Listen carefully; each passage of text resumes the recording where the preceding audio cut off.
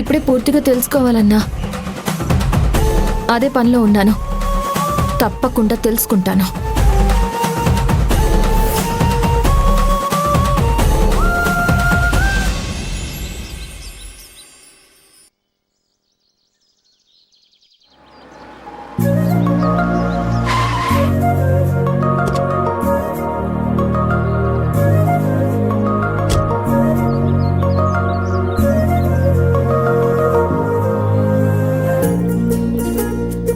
మామ అక్కడున్నాడు.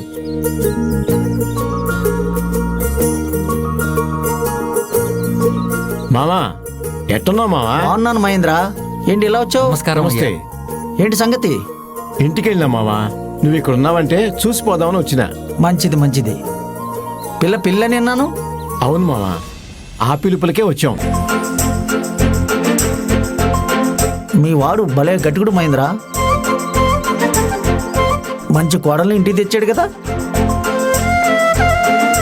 నీ కూతురు నిశ్చితార్థానికి రాకపోతుంది, కానీ అక్కడ ఏం జరిగిందో విన్నానులే.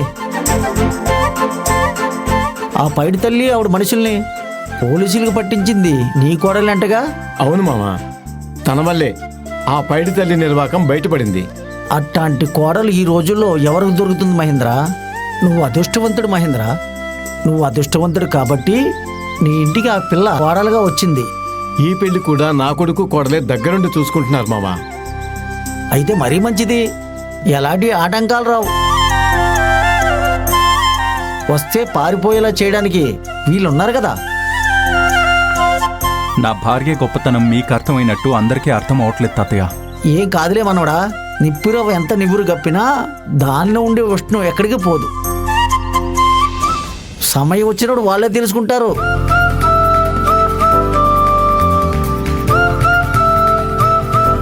ఈ పచ్చని పొలాలు, ఈ చేలగట్లు, ఈ ప్రశాంతమైన వాతావరణం ఎంత అందంగా ఉందో. ఇప్పుడిక్కడ నీలవేణి ఉండుంటే ఎంత సంతోషపడేదో.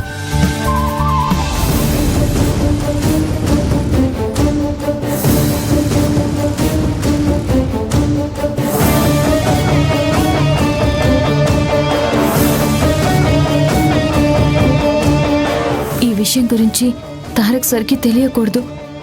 తెలిస్తే ఆయన తెగిస్తారు. తల తెంచినా తెంచేస్తారు.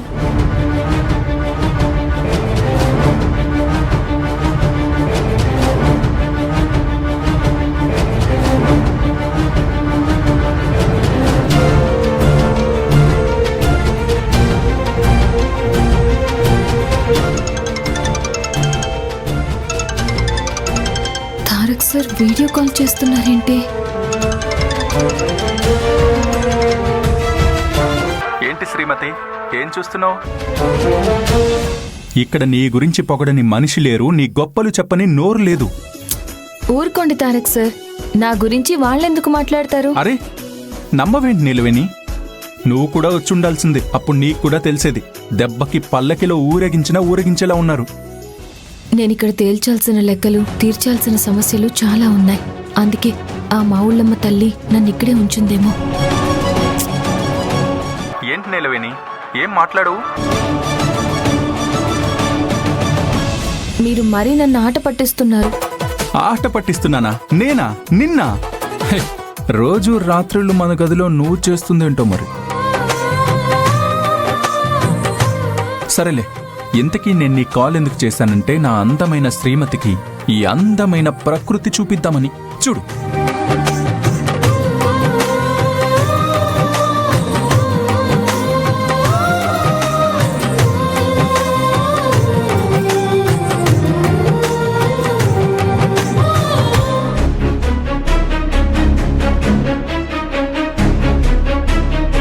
ఏంటి నీలవేణి అలా ఉన్నావు? ఒంట్లో బానే ఉందా? బానే ఉన్నాను తారక్ సార్. మరి ముఖం ఎందుకు అలా ఉంది? నేనేమో నీకోసం ఇంత సంతోషంగా కాల్ చేస్తే నువ్వేమో ఏదో పోగొట్టుకున్న దానిలా ఉన్నావు. ఏం జరిగింది? అబ్బే అదేం లేదు శ్రీవారు. నేను కూడా మీ పక్కనుంటే బావుండేదేమో అనిపించి అలా అన్నానంతే. మీరెప్పుడొస్తారు? సాయంత్రం కల్లా వచ్చేస్తారా? హే, సాయంత్రానికైతే అవ్వదులే, కానీ కనీసం రేపు ఉదయం రావడానికి ట్రై చేస్తాను. ఇంకా చాలా చోట్లకి వెళ్ళాలి, సరేనా? ఉంటా. బాయ్.